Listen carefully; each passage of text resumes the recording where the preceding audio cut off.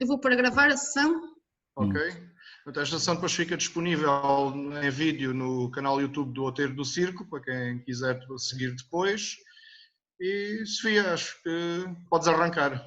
Pronto, eu vou arrancar, mas também se houver alguma questão ou alguma dúvida, estou à vontade para me interromper, porque isto também pretende ser uma coisa mais informal. E pronto, como sabem, eu sou a Sofia Silva, sou arqueóloga e faço parte do projeto Outeiro do Circo desde o início, em 2008, primeiro como estudante de arqueologia, como voluntária das escavações,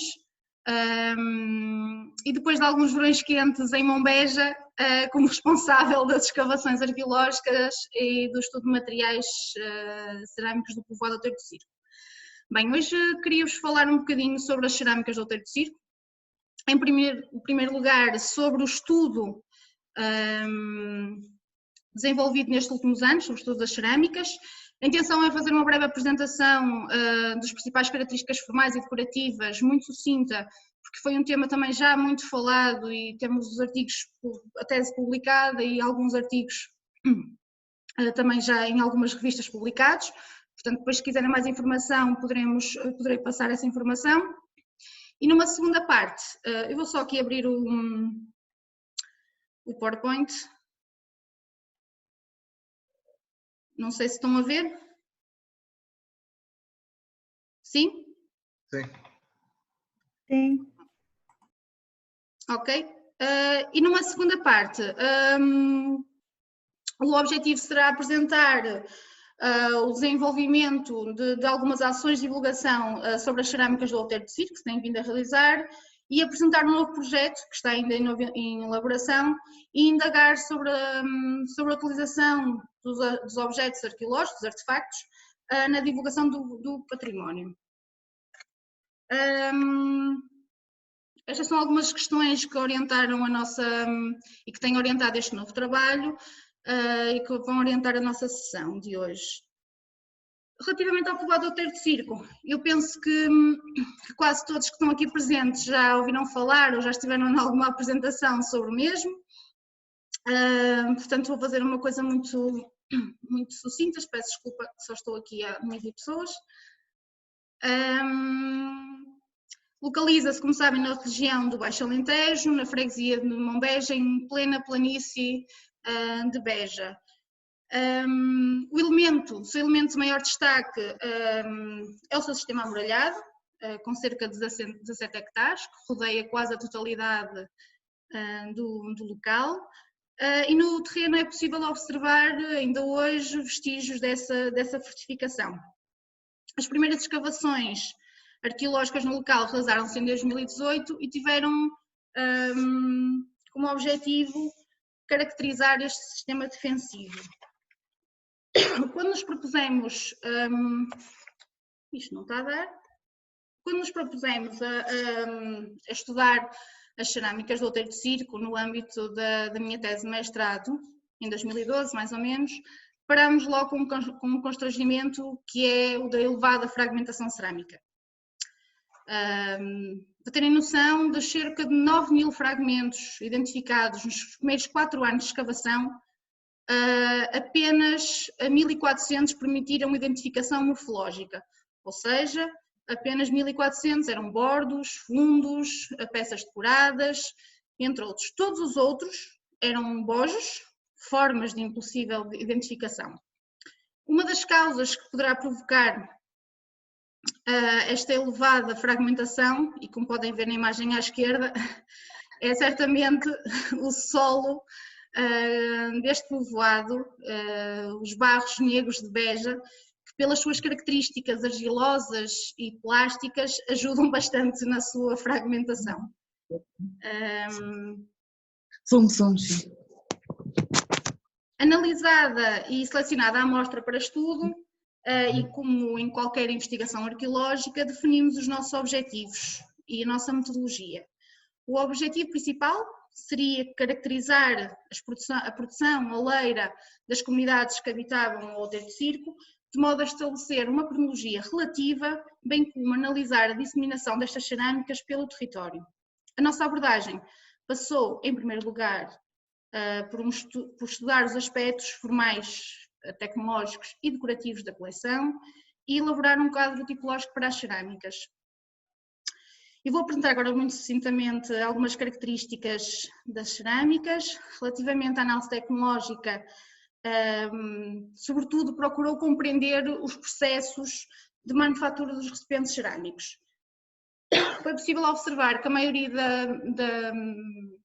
das cerâmicas são de produção manual e apresentam fabricos maioritariamente finos, com pastas bem depuradas, o que nos indica que havia uma preparação, ou havia um cuidado na preparação das argilas e na concepção destes recipientes. Relativamente às técnicas de modelação, e graças ao contributo dos estudos da doutora Ana Bica, foi possível identificar que os recipientes do outeiro de circo foram modelados com diferentes técnicas aplicadas, como seja a de rolos, placas, entre outros. Na imagem em baixo podemos ver até aquilo que nós chamamos os gestos do oleiro, que é possível ver as mãos ainda do oleiro que produziu este recipiente cerâmico. Relativamente aos acabamentos de superfície, são na sua maioria superfícies cuidadas, alisadas e vernidas. No entanto, existe uma grande quantidade de materiais que não apresenta qualquer tipo de tratamento de superfície. Ora, este facto pode dever-se ao facto exatamente dos solos, porque quem já esteve no outeiro de circo ou quem já escavou no outeiro de circo sabe que cada vez que escavamos, a maioria das vezes a pasta fica agarrada aos torrões de barro, ou seja, perdendo um bocado a informação de como seriam originalmente os acabamentos destas pastas.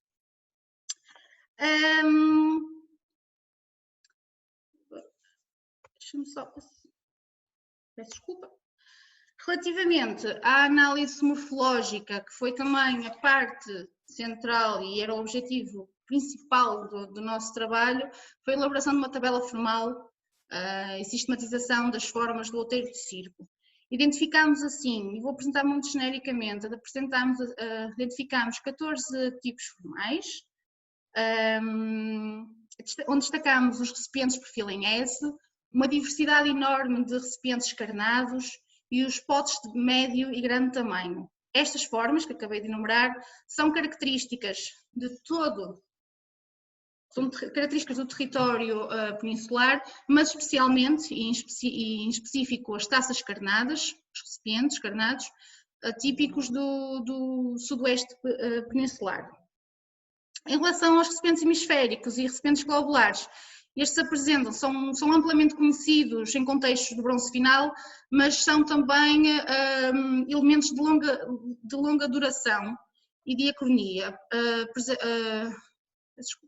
estando presentes em contextos que vão desde o calcolítico até à idade do ferro, dificultando por vezes a integração cronológica dos mesmos. Relativamente à análise decorativa, constatamos que temos na coleção do outeiro de circo uma grande diversidade de técnicas decorativas que contrasta com o número de fragmentos decorados. Para terem noção, até o momento temos cerca de apenas 70 fragmentos decorados em toda a coleção do outeiro de circo. A decoração que mais destaca e que mais caracteriza também o sudoeste peninsular e esta região onde se insere o outeiro de circo são os fantásticos e bonitos ornatos, a decoração vernida, os ornatos bonitos. Temos também muitas incisões, caneluras, penteadas, que são decorações ou técnicas decorativas que estão presentes em contextos de longa diacronia que dificultam também a aferição cronológica dos mesmos. Posto isto, e como disse muito sucintamente, os resultados da nossa investigação permitiram integrar as cerâmicas do outeiro do circo na tipologia formal do bronze final do sul peninsular.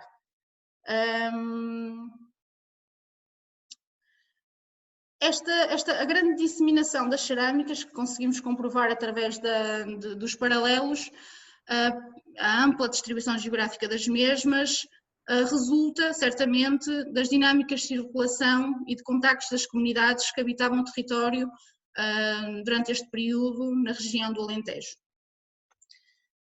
Posto isto, e apresentando assim muito sucintamente os resultados, nós continuamos, e após este primeiro estudo, que foi dos primeiros 4 anos do Outeiro do Circo, continuamos até o momento a realizar estudos. Para terem noção,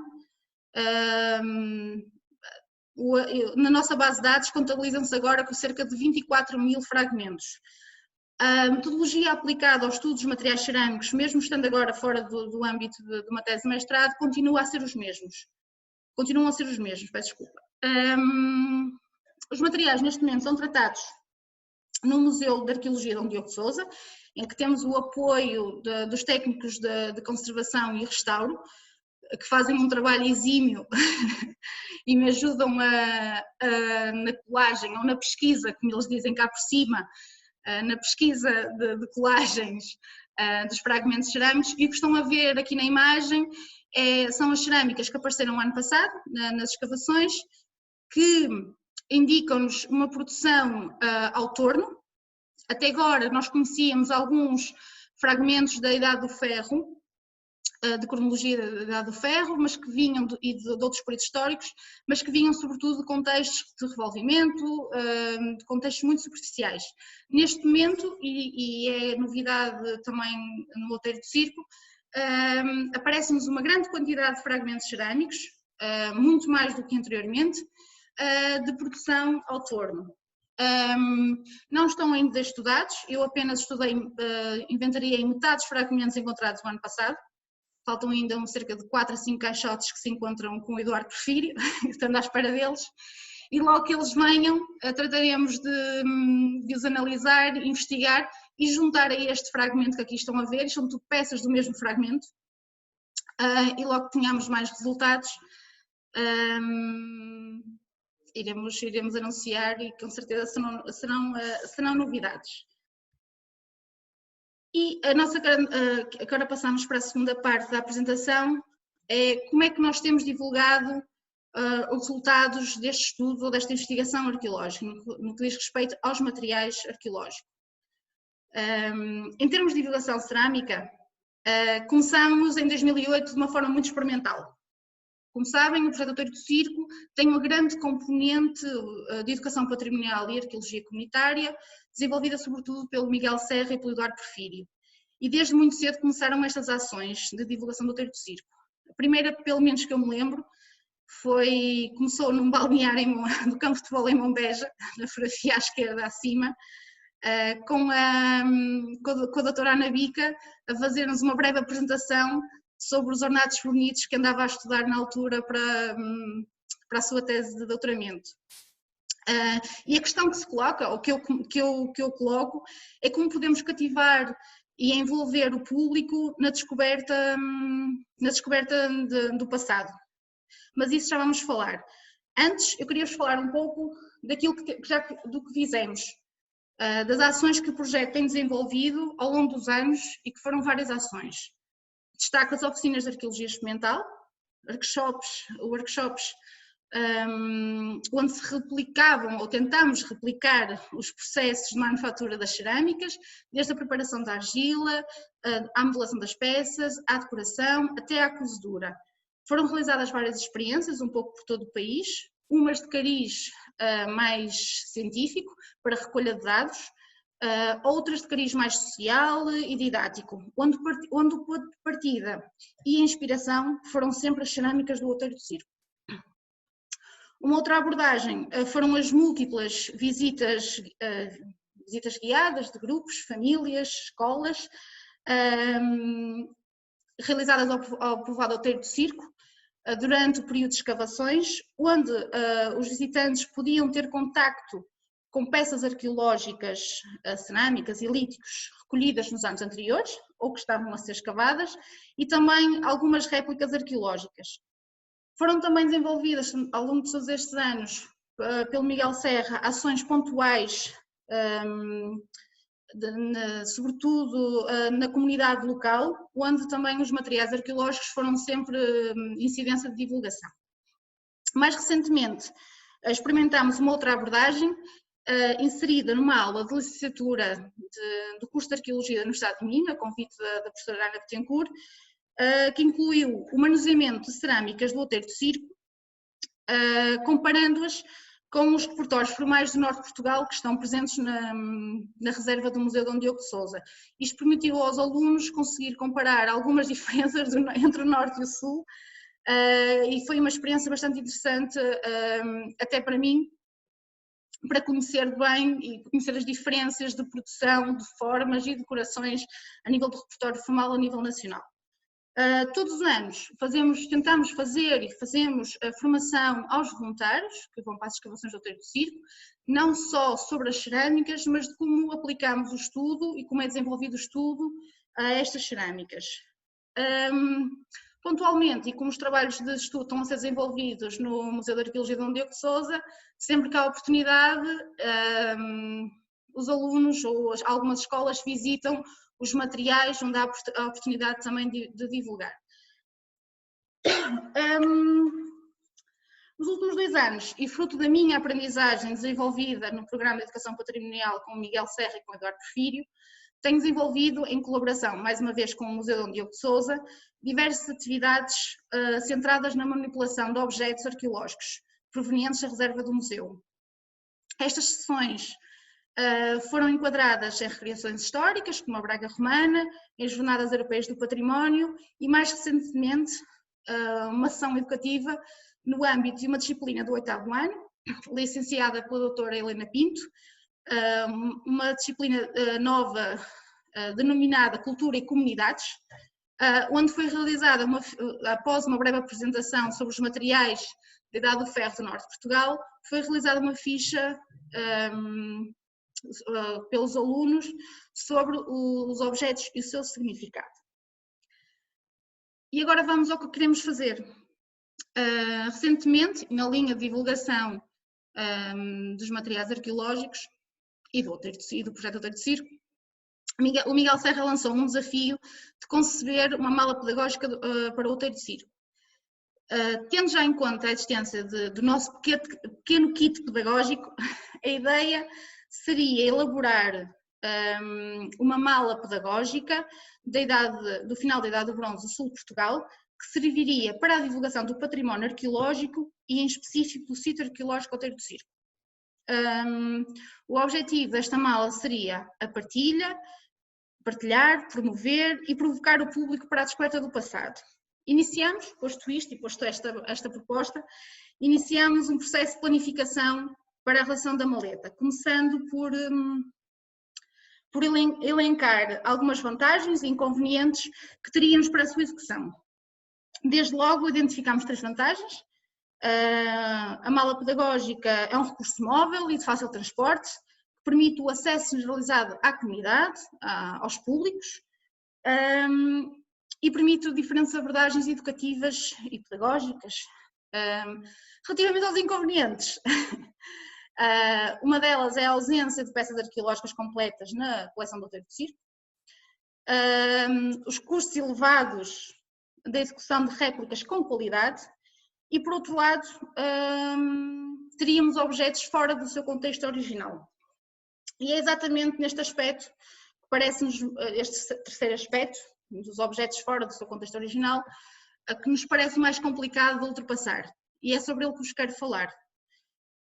Foi exatamente nesta fase muito inicial ainda da execução da mala pedagógica, que nos surgiram as questões mais importantes e sentimos a necessidade de sistematizar a informação. Como sabem, os objetos arqueológicos são poderosas ferramentas para comunicar o passado. E é exatamente sobre a comunicação da informação arqueológica que nos debatemos, ou que eu me debati. A interpretação do património deve ser rigorosa, autêntica e ganha valor quando é realizada no local. Isto é, quando os objetos são expostos no seu contexto original, o que não acontece numa mala pedagógica, o que não acontecerá. Contudo, sabemos por diversos estudos que a observação e manuseamento de objetos arqueológicos pode ser uma experiência educacional ideal para estimular o pensamento histórico, incentivando o público a investigar o objeto arqueológico, a querer conhecer as comunidades que o utilizaram e a querer conhecer o próprio local onde ele foi encontrado. Por isso, e não desenvolvendo a questão da interpretação do património, que teríamos material para 20 sessões, consideramos que qualquer que seja a interpretação de um objeto, de um sítio ou de um monumento, devemos explorar sempre as associações humanas com esse objeto, ou seja, envolver o público, fazer uma conexão a nível pessoal, emocional, para que se relacionem com esse objeto que é mostrado. Foi exatamente nesta linha de pensamento, de criar conexões, que decidimos desenvolver a nossa narrativa de comunicação, realizando uma biografia das peças arqueológicas. Isto que vos apresenta uma ideia daquilo que eu quero fazer, e estou a apresentá-la agora ao Miguel Serra e ao Eduardo. Conscientes que ao usarmos o mesmo material ou o mesmo objeto podemos ter diversas narrativas, o objetivo foi criar um fio condutor e compreender as lacunas da timeline de cada objeto.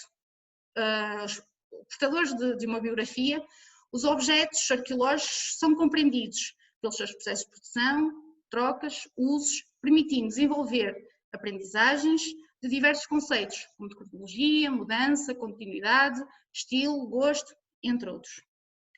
Assim, e traçado o nosso guião, partimos, tal como uma investigação arqueológica, para a definição de objetivos e metodologias a aplicar na execução da mala pedagógica. Peço desculpa, a gente entrar. O objetivo principal seria, sem dúvida, dar a conhecer o significado dos objetos do outeiro do circo do final da Idade do Bronze. Por outro lado, seria o de proporcionar aprendizagens educativas relevantes sobre o património arqueológico e também sensibilizar e envolver a comunidade para a prática arqueológica. Para atingir estes objetivos, optamos por utilizar estratégias que optimizem a aprendizagem. Sobre a premissa que aprendemos não só memorizando, mas também experimentando. E a aprendizagem ativa e da neurodidática, do hands-on, poderei depois mais tarde explorar. Assim, deste modo, e para finalizar, sistematizamos a informação da mala pedagógica. E o que é que nós pretendemos concretamente? Pretendemos replicar objetos, fazer réplicas de objetos arqueológicos, utilizando a tecnologia disponível de modelos 3D, a criação, e para nós muito importante neste foco, a criação de recursos e atividades educativas, através da relação de fichas, atividades que promovam a aprendizagem dos objetos arqueológicos, envolvendo o público. Por outro lado, achamos também muito importante criar guiões, criar um guião de orientação ao professor educador. O que é que isto é? É informações detalhadas que explicam como usar estes recursos. Porque o que seria ideal é que cada vez que temos uma aula pedagógica termos um arqueólogo ao lado. Mas sabemos que isso não é possível. Por isso, criar informação e fazer esta informação para também a mala poderia funcionar em modo de empréstimo às escolas, a públicos, a museus. E por outro lado, e por último, a criação de um manual de boas práticas, de guia de utilização da mala, mas que serviria também como um guião de preservação, de sensibilização do património. A mala pedagógica do outeiro do circo, ainda em criação, pretende assim ser um recurso didático que permitirá aprendizagens sobre o passado, aproximando o público da arqueologia e da sua metodologia de investigação. Terminamos assim, abrindo agora o debate a perguntas, questões e sugestões para a nossa mala sobre como transformar esta nossa paixão, a paixão dos arqueólogos sobre os cacos, por cerâmica, em algo relevante para o público em geral. E é isto que eu vos tinha para dizer. Eu não consigo agora. Eu não estou a ouvir. Estão a ouvir? Tens que fechar a partilha. No verde em baixo. No verde em baixo. Não vejo o verde em baixo. Vês a linha de comandos de baixo. Sim. No meio tens um botão verde que diz compartilhar tela. Tens que fechar aí. Não tenho. Não. Ah, tens. Tens que ter. Puxa a setinha. Mexe a seta do rato para baixo. Tá Mexer aqui. a seta. Ok. Pause share, ok. É isto? Fecha. E agora fecho o quê? Compartilhar a tela, já carregaste? Já stop share. Carrega. Ok. Ok. Ok. Aí estás. Desculpem. Olá. E pronto, era isto que eu vos tinha para dizer. Isto é uma ideia que o Miguel Serra, um desafio que o Miguel Serra me lançou e que, como eu tenho trabalhado um pouco nesta área em colaboração com a doutora Helena Pinto, que é doutorada também em Educação Histórica e manuseamento de objetos arqueológicos em sala de aula, educação formal. Nós temos feito algumas coisas em âmbito de educação não formal, no mesmo aspecto, e achei interessante juntar as duas perspectivas, e que é para mim também um problema, porque simplificar o discurso arqueológico tem sido um desafio imenso, e só quando partimos para o terreno e para a prática, e aí aprendi muito com o Miguel Serra e com o Eduardo Porfiro ao longo dos anos, de como fazer isto e tentar, a partir de um simples caco, contar uma história. E pronto, e era isto. Se tiverem perguntas, questões, dúvidas, sugestões, aceito sugestões e ideias, porque isto da criação da mala pedagógica é também um processo criativo e um processo em construção. Alguém? Posso? Sim? Força? Claro, professor. Antes de mais nada, parabéns pelo trabalho que vocês estão a fazer. Eu tenho seguido de perto, por variadas razões, umas profissionais, outras pessoais. Queria-te pôr algumas questões muito mais pontuais e precisas. A primeira coisa que eu queria fazer é se de facto há uma estatística que eu neste momento não tenho presença das formas do bronze final do Outeiro do Circo. Uma estatística? Da frequência de formas. Tu identificas um conjunto de formas cerâmicas. Sim. Qual é a sua referência relativa? Em relação ao conjunto? Em relação ao conjunto que estudaste. Por exemplo, nós analisamos... O que é dominante? Neste conjunto nós analisamos um total de 1460 fragmentos. Analisámos os 10.000 que foram recolhidos, mas depois uma análise mais profunda. Da tabela formal apenas foram objetos de estudo os bordos, porque nós não temos formas completas. Sim. E são cerca de 111 bordos. Sim. Mas sabemos que as formas mais comuns são as formas carnadas e os recipientes hemisféricos. São as mais presentes. Dentro do conjunto desse conjunto temos cerca de 30% das formas identificadas são formas carnadas. Mas É que isso rompe com alguns outros conjuntos de bronze final e, por exemplo, uma das coisas que eu estava particularmente interessado é como tens formas do fundo comum anterior, aqueles globulares e Sim. taças normais, etc. O que é que isso representa percentualmente nesse conjunto? É muito complicado dizer, porque nós, de facto, para ter noção, professor, nós este ano devemos ter recolhido... Em 100 e tal formas identificadas, tens o quê? Quantos globulares, quantas taças? Eu não consigo dizer agora ter presente, mas sei que a maioria delas são recipientes globulares, hemisféricos e taças carnadas. Mas estamos a falar de 111 formas identificadas apenas. É porque tens aí uma grande continuidade com mundos anteriores que é muito curiosa, não é? Sim, mas também verifiquei durante depois a análise, e eu fiz essa análise intensiva dos povoados do sul de Portugal, para perceber paralelos. De facto, são formas que aparecem, são muito comuns, são amplamente... Sim. A minha dúvida não é por aí. A minha dúvida é o que é que... Por exemplo, uma das coisas que me está a fazer algum engulho, digamos assim, nisto, é dizer-me que os fabricos são muito uniformes. Portanto, tu vais para os mundos, que são os que eu conheço. Sim. da Beira Alta, da Beira Interior e agora ao Transmontano, por causa da Fraga dos Corvos. Sim. E tens claramente duas classes de fabricos marcados, em todos eles. Um fabrico fino, chama-lhe de mesa, e um fabrico mais grosseiro de armazenagem e cozinha.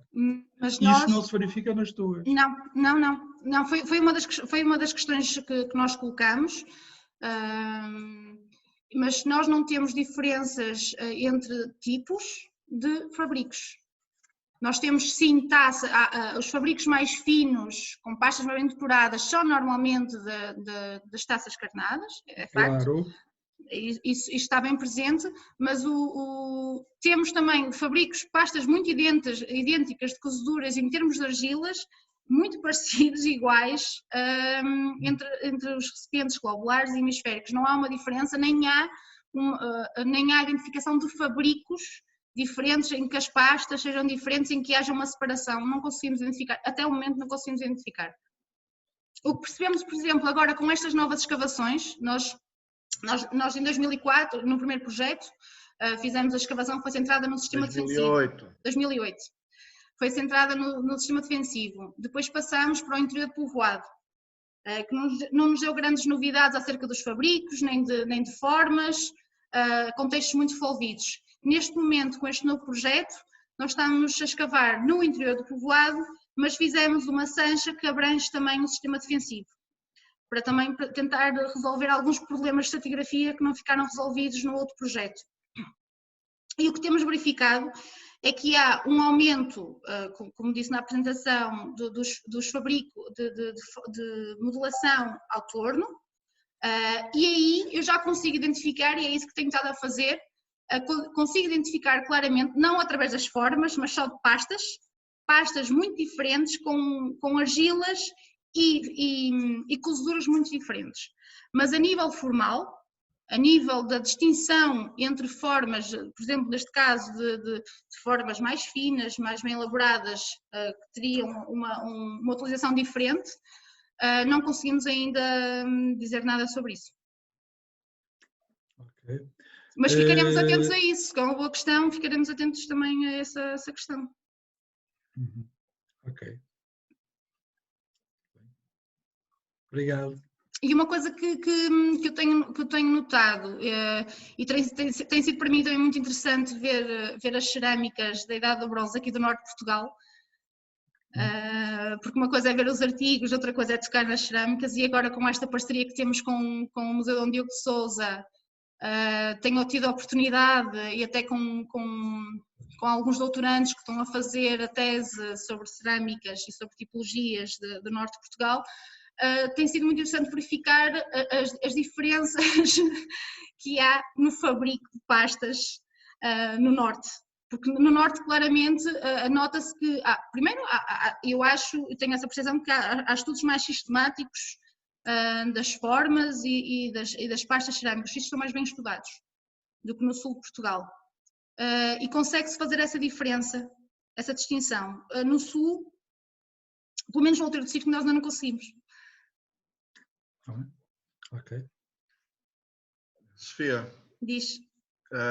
Olha, eu vou tentar centrar aqui algumas questões mais para o nível da divulgação, porque... Diz-me que achaste que não me tinha mostrado nada. Foi a primeira vez que estive a ver aqui estas considerações da Sofia, já tínhamos discutido a propósito desta apresentação e do trabalho que obviamente vamos desenvolvendo, mas pronto, o foco desta apresentação não era tanto a componente arqueográfica, mas como dessa componente se parte para o contacto com o público e com o envolvimento das comunidades com que trabalhamos. E quando falamos do envolvimento comunitário e no caso do Outeiro do Circo, a relação que temos com a comunidade mais próxima da aldeia de Mombeja, este aspecto do trabalho sobre a cerâmica foi um dos primeiros a envolver, a despertar de certa forma a curiosidade dessa comunidade com o nosso trabalho.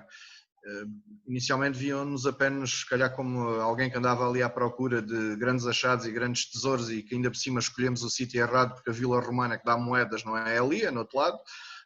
mas esta questão das pessoas poderem mexer e fazer, recriar o gesto, como a Célia referiu nos workshops da olaria pré-histórica que fizemos em Mombeja, acabaram por ser de grande importância, até porque não nos podemos esquecer que esta é uma zona que ainda mantém tradição oleira, já teve muito mais hoje em dia, como grande parte das atividades tradicionais está em desaparecimento.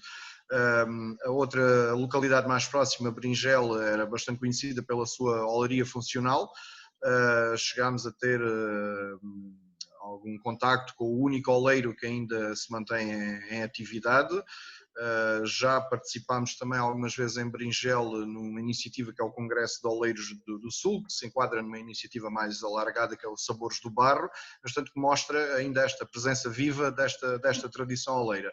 E estas oficinas, estes workshops, o primeiro deles não foi em Mombeja, o primeiro deles foi bastante reservado e foi feito em Coimbra e no Bom Barral, participei, mas foi um reduzido número de participantes, a equipa do Outeiro do Circo, alguns dos membros, e que depois serviu de ensaio para o workshop que se fez em Mombeja e que gerou bastante curiosidade, porque a maior parte das pessoas, apesar de estarmos a falar de técnicas pré-históricas, tinham alguma relação, alguma empatia e algum conhecimento, digamos assim, sobre esta forma de saber fazer, sobre o que é que pretendiam dali tirar e, portanto, muito mais facilmente o discurso do arqueólogo para a comunidade. Digamos, um bom arranque para este envolvimento, que entretanto tem gerado atividades. Creio que está alguém com o micro ligado com música, o barulho, não deixei de ouvir. É o Arnaldo, é só o Arnaldo aos berros, com o homem da internet, que ficamos sem internet hoje. Pronto, mas era só para lançar este comentário. Mais alguém? Pedro.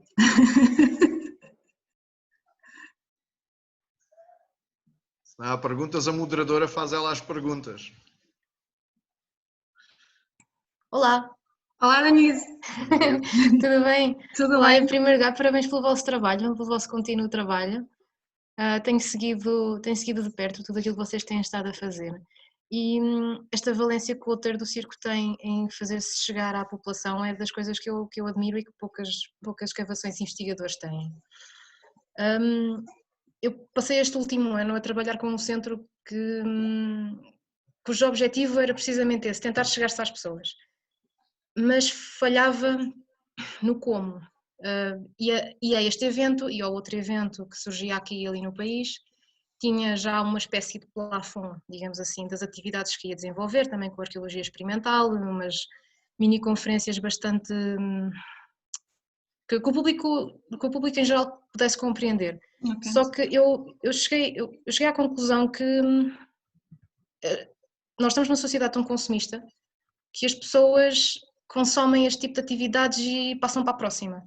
Ou seja, se for uma coisa pontual, não chega a lado nenhum e ficamos apenas a ser mais uma atividade no meio de tantas. Hoje é um arqueólogo, amanhã é um músico, depois não sei o quê. E não sei se, pronto, esta mala didática ainda é muito... É uma ideia ainda, sim. É uma ideia excelente. Financiamento. Claro, aquela questão. Mas se calhar falta-nos, não apenas ao Outeiro, mas a todos nós que queremos tentar fazer passar a arqueologia para as pessoas, porque a maior parte das pessoas nem sequer sabe o que é que nós fazemos. É tentar ser não é agressivo, mas tentar não ser tão pontual. E aí é que é o desafio, porque a maior parte das pessoas está tão habituada a certas coisas, já hoje mais às novas tecnologias, por exemplo, que tentar passar a arqueologia para as novas tecnologias, que não se fica apenas pela modelação 3D, pela fotogrametria, parece que fica aí a barreira. De algumas ideias, o Arthur tinha aqui uma ideia, não sei se querias partilhar essa sugestão. Não, era nessa tua onda de falar dos modelos 3D e modelos interativos, não é passar um modelo que seja, digamos, jogável, não é? Mas isso, pronto, acaba por ser uma ideia que não é bem esta aqui apresentada, mas Mas estás a falar do modelo 3D, nós o que falamos era do modelo 3D impresso para reduzir os custos da realização de réplicas arqueológicas bem executadas. Sim, isso claro. E a nossa ideia foi fazer, junto de algumas pessoas que têm desenvolvido coisas aqui mais no Norte, fazer a impressão 3D de modelos 3D, que depois, com a impressão do modelo, tu ficarias com uma base, poderias replicar facilmente, e ficavas com um modelo digital que poderia permitir fazer uma série de atividades de construção e de divulgação de conteúdos digitais. Mas que concordo com a Denise muito nisso e tenho muito debatido muito nisso, porque ultimamente tenho feito algumas atividades e o que acontece é que as pessoas querem atividades fugazes, querem uma atividade ali, outra acolá, e isso para mim não faz muito sentido e vai de encontro àquilo que estavas a dizer, concordo plenamente. E nesta questão da manipulação, do manuseamento de objetos, e mais na perspectiva do ensino da história, da construção da linha temporal, que é bastante importante, há necessidade de fazer este tipo de atividades com frequência, com regularidade. Daí o público escolar seja mais fácil, porque tu consegues, e esta sessão, esta aula educativa que nós fomos dar no âmbito de uma cadeira de culturas e comunidades, que é uma disciplina nova do 8º ano, pressupõe exatamente isso, a utilização de recursos patrimoniais que seja contínua e continuada no ensino, e não só, e o objetivo aqui nem é só tu partilhares a informação do objeto arqueológico em si. Aqui o objetivo é partilhar aprendizagens, porque, e citando a doutora Helena Pinto, ela diz-nos que a aprendizagem é muito mais do que aprender, é aprender a levantar questões, e é isso que se propõe, para mim, é isso que o desafio da educação patrimonial, da interpretação patrimonial é esse, é exatamente tu conseguires não só ensinar porque é que aquele objeto serviu e de que é que ele é feito, é tentares envolver a comunidade, envolver o público e partilhar com ele, partilhar experiências, partilhar o passado, mas partilhares o modo de partilhares questões, ensinares a questionar. E esse para mim é o desafio, porque para nós também, eu acho que nós arqueólogos temos a dificuldade, porque também não é nossa área, e há muitos autores que defendem que tu, para comunicares e interpretares o património, devias primeiro tirar uma licenciatura em comunicação e depois ias tirar uma licenciatura em arqueologia, porque tu precisas dessas técnicas de comunicação, e é isso que eu tenho percebido muito e que sinto falta quando parto para as atividades que tenho desenvolvido com diferentes públicos. É mesmo a dificuldade que tu tens de comunicar coisas simples.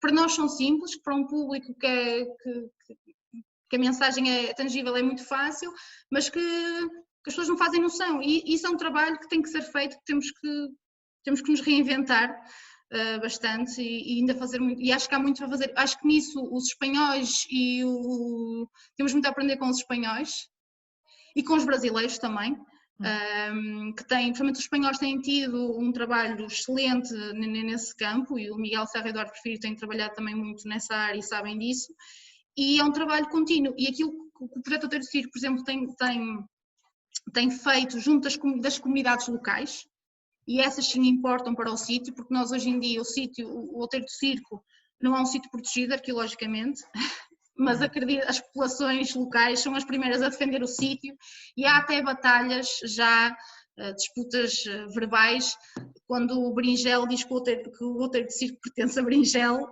os de Monbeja, a população de Monbeja insurge-se.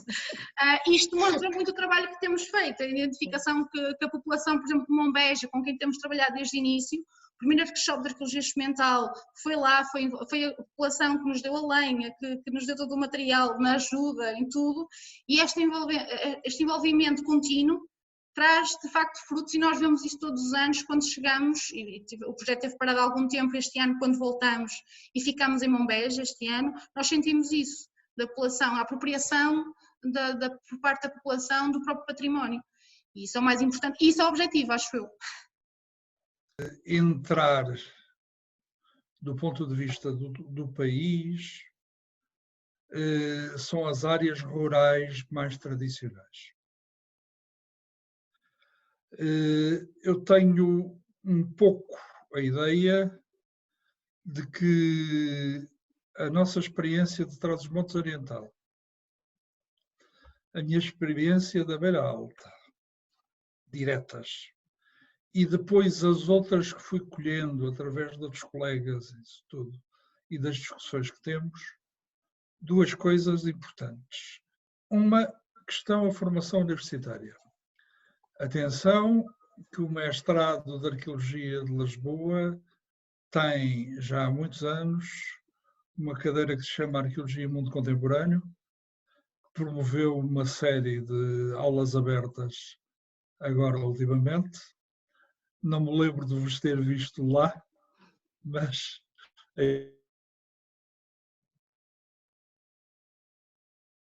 se lhes aceder. E, tanto quanto sei, para o ano há mais. Uma das questões que o Zoom e a utilização do Zoom em aula trouxe foi justamente isso. Foi a possibilidade de abrir espaços seletivos universitários à comunidade. Pronto. Portanto, aí houve um esforço grande de saltar fora, nas 10 sessões que foram feitas, de saltar fora. Estou a voltar, não tenho nada a ver com o assunto, era de outros colegas, mas fui ouvido assíduo disso. Portanto, do ponto de vista universitário, essa questão existe. Comigo faz sentido que ela exista sobretudo em segundo ciclo, em mestrado. Penso que os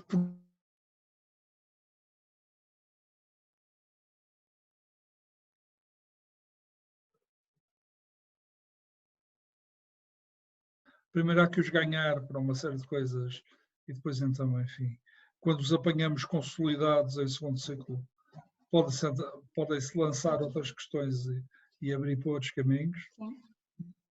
Que se forem postos de entrada podem ser inclusive contraproducentes do ponto de vista da ação junto dos alunos.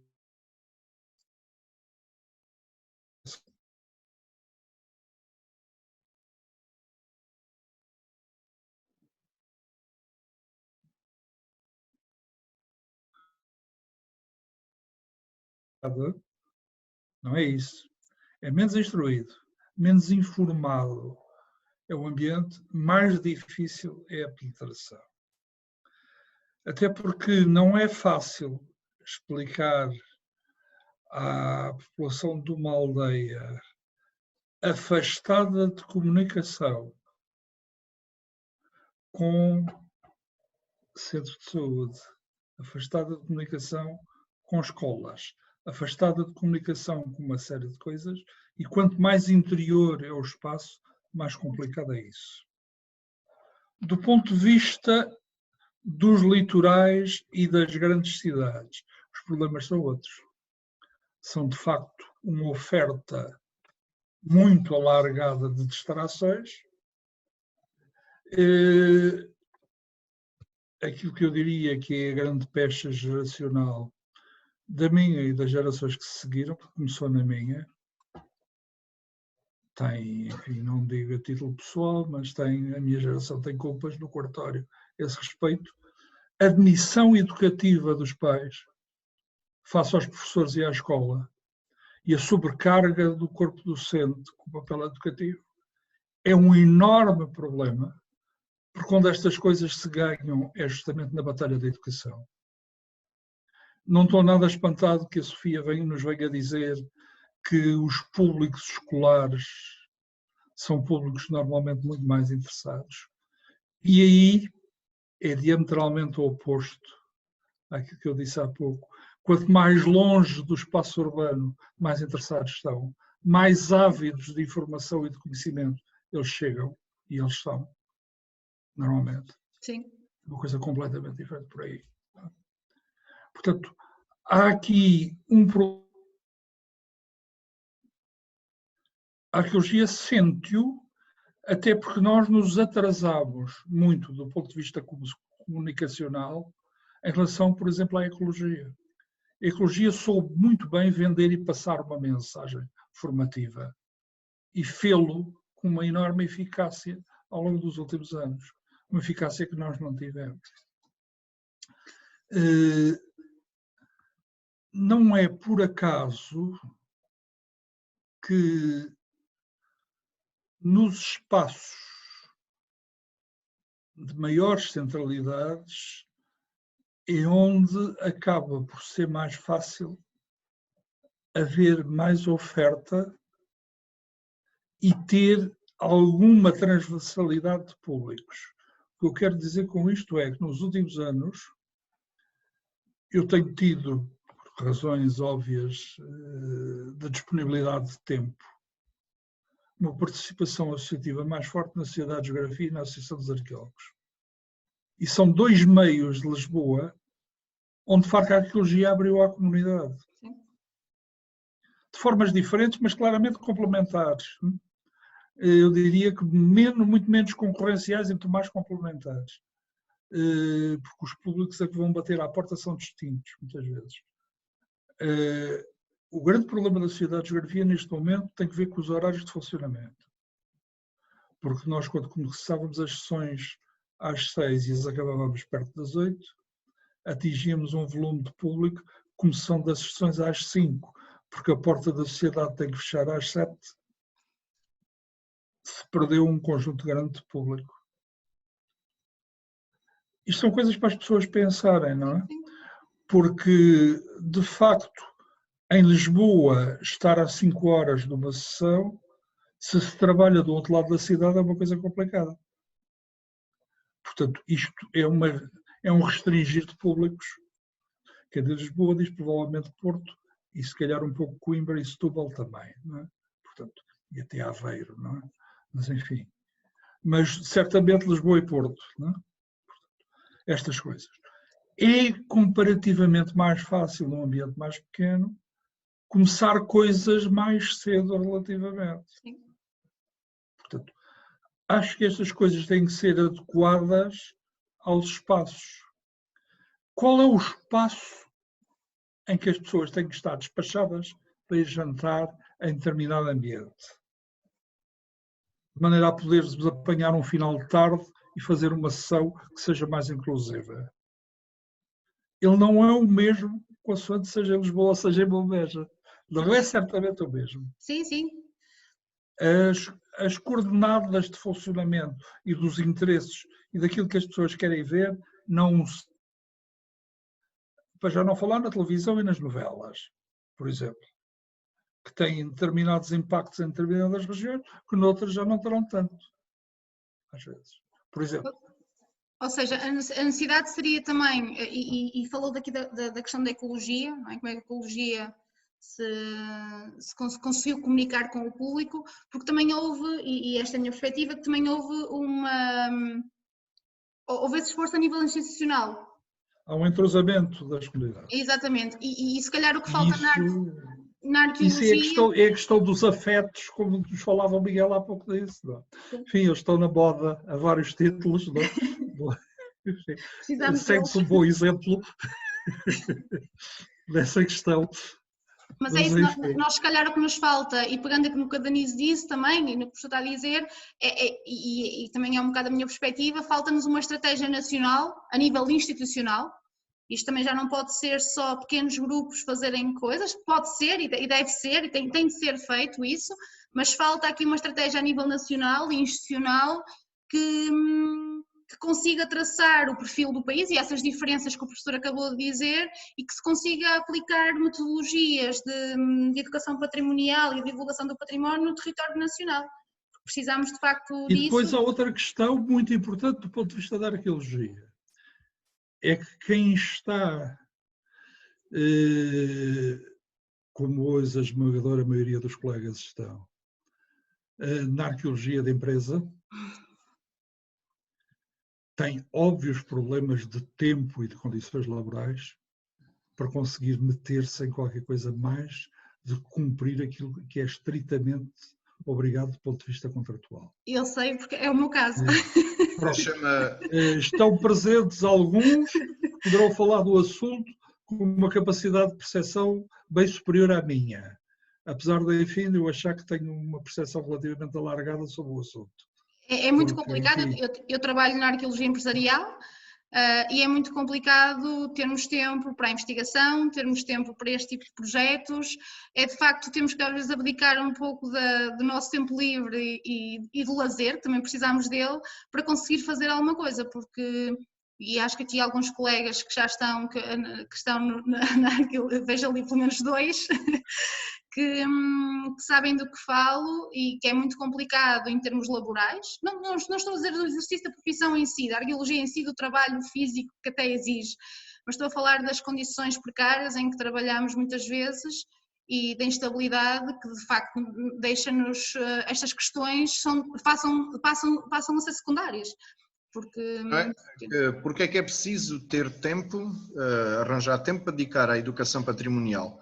Porque ela não faz parte integrante do que é o trabalho do arqueólogo. Esse é o grave problema. Sim. Ora, obviamente que se olharmos para o percurso da arqueologia nacional, e eu vou só falar, obviamente, do percurso que conheço desde a criação do IPA, desde o caso Foscou e todo aquele boom que existiu, a parte de, podemos, se calhar, para não estar sempre a falar de diversos conceitos, sintetizar naquilo que é a arqueologia pública, é algo que, para começar, sempre se fez. Há excelentes momentos e excelentes exemplos de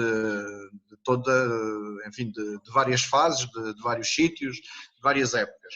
Obviamente que agora há um impacto muito maior.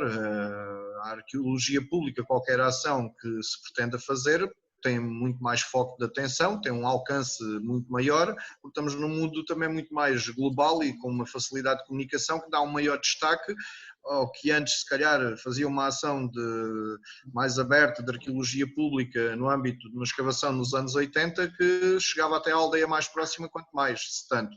Hoje em dia, pronto, estes impactos também são diferentes, mas é claro que há uma maior consciencialização, há estas associações de defesa do património, uma maior sensibilização das comunidades. Eu recordo, por exemplo, aqui na minha região de Beja, o caso, por exemplo, do avanço dos olivais intensivos e a destruição de património arqueológico. Não foram nem os arqueólogos nem as instituições, foram as comunidades locais as primeiras a virem para a linha da frente e a denunciar estas situações.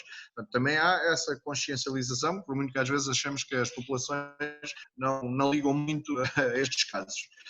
Eu vou só dizer uma coisa, eu adoraria que esse grau de consciência existisse em Trás-os-Montes. Não há, obviamente que isto não é idêntico.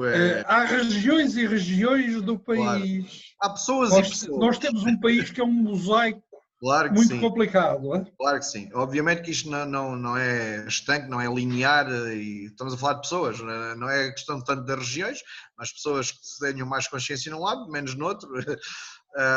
Mas isto queria reforçar com a questão de que este aumento da visibilidade da arqueologia, do interesse também cada vez maior por parte, quer dos arqueólogos a título individual, quer das instituições onde estão ligados à arqueologia pública, também teve um reflexo, na minha opinião, extremamente tímido na tutela ao passar para o Regulamento de Trabalhos Arqueológicos das questões relativas à educação patrimonial, que creio que estão lá numa breve passagem que nem sequer define o que é que se pretende. Está lá considerada porque, obviamente, é uma reação ao facto de ser uma área que vai ganhando relevância, mas creio que ainda ficou demasiado timidamente e aquilo, ao fim e ao cabo, não obriga a coisíssima nenhuma.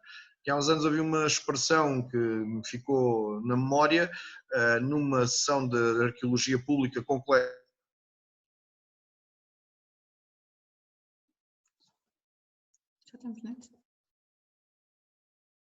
A educação patrimonial tem a força de lei, em Portugal tem a força da vontade de cada um do que consegue fazer. E por aí estamos, obviamente, sempre limitados e com estes desníveis entre regiões, entre situações de enquadramentos laborais, etc.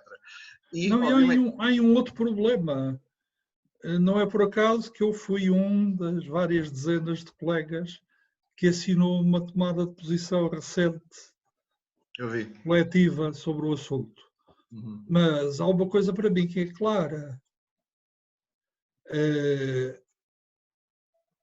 é a descapitalização em pessoal e meios da tutela nos últimos 10 aninhos, bem medidos, é das coisas mais graves que têm acontecido. Sim, a falta de investimento constante na área da Há cultura. uma região que conheço muito bem, que é a Beira Alta. Em 2015 fiz 35 anos, comecei lá a trabalhar. Sobretudo todos aqueles concelhos da plataforma de Mondego, Margem Sul e Margem Norte.